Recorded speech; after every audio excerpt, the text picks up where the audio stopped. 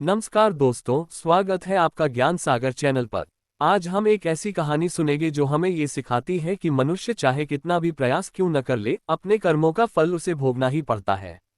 बहुत समय पहले की बात है। एक गांव में एक विद्वान पंडित रहता था।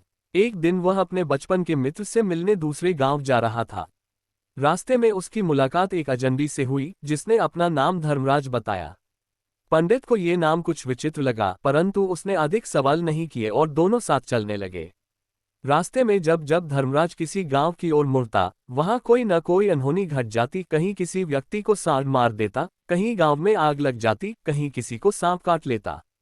पंडित को आश्चर्य हुआ और उसने पूछा, तुम आखिर हो कौन? धर्मराज मुस्कुराए और बोले, मैं यमदूत हूँ और जिनकी आयु पूरी हो चुकी है उनके प्राण हरने का काम करता हूँ। पंडित भयभीत हो गया। उसने पूछा, अगली मृत्यु किसकी होगी? धर्मराज ने उत्तर दिया, अगली मृत्यु तुम्हारे उसी मित्र की होगी जिससे मिलने तुम जा रहे हो, और उसकी मृत्यु का कारण भी तुम ही बनोगे। पंडित घबराया और मिलने से पीछे हट गया। पर नियति को कौन टाल सकता है? उसका मित्र वैसे ही उसके पीछे पीछे आ रहा था। पूरा जोर लगाकर अपनी अपनता को पार करके पंडित तक पहुंचा और वहीं गिरकर मृत्यु को प्राप्त हो गया। धर्मराज ने कहा, देखो, मृत्यु से भागकर कोई नहीं बच सकता। जो लिखा है वही घटेगा। आगे की घटना। पंडित घबराकर अपनी मृत्यु का समय जानना चाहता था।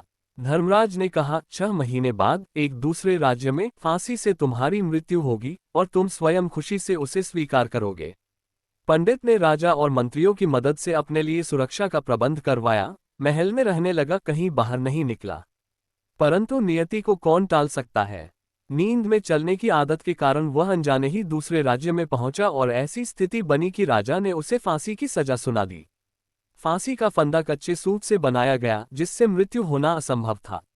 लेकिन धागे के झटके से उसकी गर्दन की नस कट गई और पंडित वहीं मर गया। इस तरह धर्मराज की भविष्यवाणी पूरी हुई।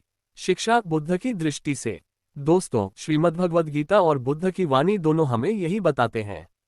कर्म से कोई नहीं बच सकता, मृत्यु से कोई नहीं बच सकता, और भविष्य जानने से जीवन सरल नहीं और कठिन हो जाता है। बुद्ध कहते हैं, भविष्य की चिंता मत करो, अतीत का शोक मत करो, वर्तमान क्षण को सजग होकर जियो।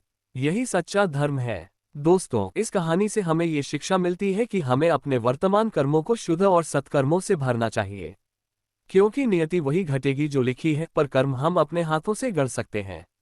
अगर यह कहानी आपके दिल को छू गई हो तो इसे अपने मित्रों तक जरूर पहुंचाएं और ज्ञान सागर चैनल को सब्सक्राइब करना न भूलें। धन्यवाद। Folded hands. नमो बुद्धाय।